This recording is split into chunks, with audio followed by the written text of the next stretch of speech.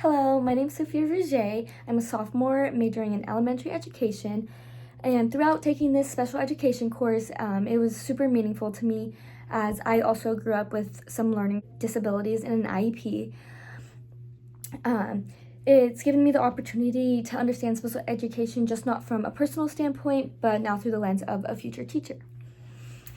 So, on to some key takeaways. One of my biggest takeaways from this course was learning about special education and how it's very intentional and a complex process. I learned that the process of developing an IEP includes so many things like collaboration, assessments, and planning to support a child.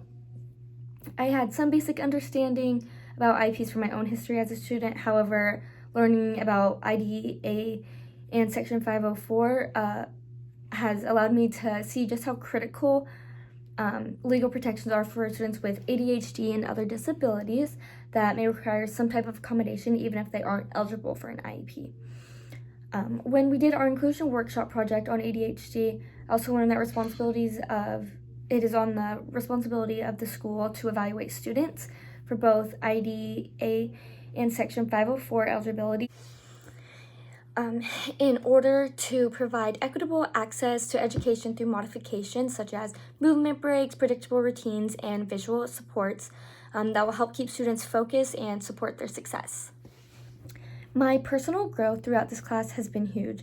My perspective on disability has expanded far beyond labels or categories.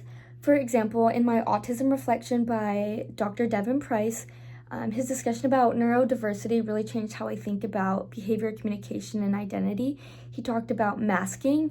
When autistic individuals hide their natural behaviors, they appear more neurotypical. And hearing him masking this as poison laced with sugar really stood out to me, and it completely shifted my thinking about the emotional toll that school can unintentionally place on students.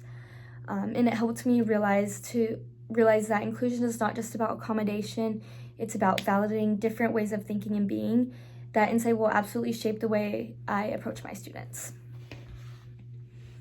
Connections to practice. My understanding of what it means to be a teacher has changed as a result of this course. I realize now that being an inclusive manner is not just a nice thing to do, but rather inclusive practice is like the meaning of effective teaching and what it means to be a good teacher, in my opinion.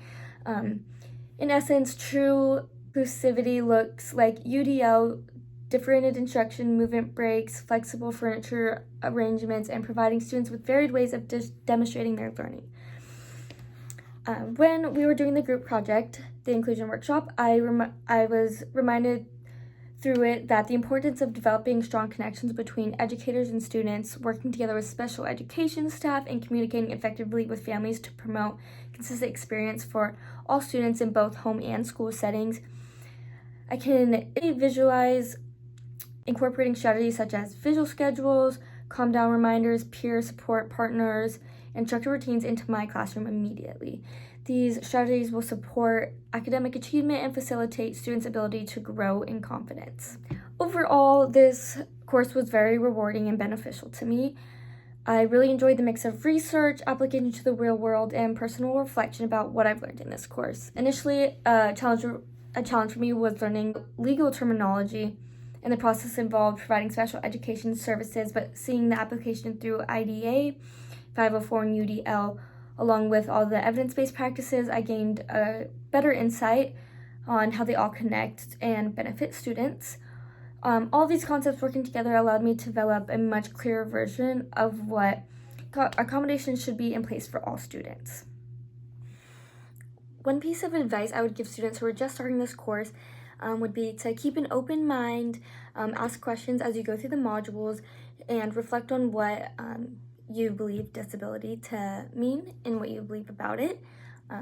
This course isn't just about learning the policies and procedures of supporting students with disabilities, but pursuing this course is about learning how we best deliver to students with disabilities with the respect, empathy, and dignity they deserve as fellow human beings.